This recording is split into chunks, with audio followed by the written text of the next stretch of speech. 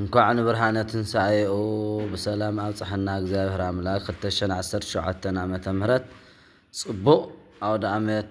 እዩ ዘሎ እና እግዚአብሔር አምላክ ወተንሣኤ እግዚአብሔር ከመዘንቃ ምንዋም እግዚአብሔር አምላክ ካብ ድቃስ ከም ትበርደግ ትስእን ውለሉ እግዚአብሔር አምላክ ድማ በርደግ ኢሉ ተልዓለ። ስለዚህ ንኩልኩም አመንቲ ክርስትና ዝኾንኩም ኦርቶዶክሳን ተዋህዶ ቤተክርስቲያን እንኳዕ ደስ በለና እንኳዕ ደስ በለኩም በድጋሜ በዙ ሰዓት ከምትን ማርያም መግደላዊት ኽዲ አብስርዮም ትንሣኤ ንገርዮም ለሐዋርያት ኢሉ ከም ዝተናገሮ ኩላትና ናይ ኢየሱስ ክርስቶስ ትንሣኤ ንዓለም በሙሉ ከነብስርን ደስታ ክንናገርን ዜና ክንናገርን ይግባአና። ስለዚህ ወመሰላላት ተሳቅ አብ ገነት ውእቱ ለማርያም መግደላዊት ጎይታና መድኃኒ ኢየሱስ ክርስቶስ አብ ድሕሪያ ጠጠው ኢሉ ናይ ተኽሊ ሓላዊ መሰላሞ ቆላሕተ ዕለት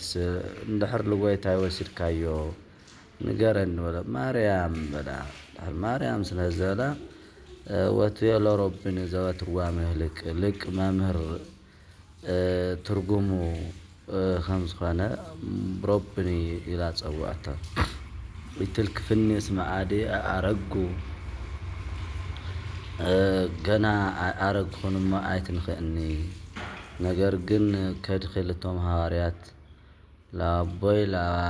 بهم لا أملاكي لا أملاكهم جنا أرجو ما يتلخني نجرجن هاريات كلهم كدخي قال لا قدمكم أيو بلو يوم إلو ጎይታና መድኃኒና ኢየሱስ ክርስቶስ ንማርያም መግደላዊት በቀጥታ ዝተርአያ እዩ ዕለት እዩ ትንሣኤ መጀመሪያ ለደቀ አንስትዮ እዩ ተራእዩ። በተለይ እውን ለማርያም መግደላዊት እውን ኣብቲ መቃብር ወርእየት ክልኤተ መላእክተ በአጻዱ አልባስ ክልተ መላእክት ነጭ ያጭ ጻዕዳ ክዳን ለቢሶም ማርያም መግደላዊት ተመልከተት። ስለዚህ ኸበርኩም ዘር ክርስቲያን በድጋሜ ናይ ሰላም ናይ ፍቅሪ በዓል ትንሣኤ ይግበረና አምላክ አሜን በሉ።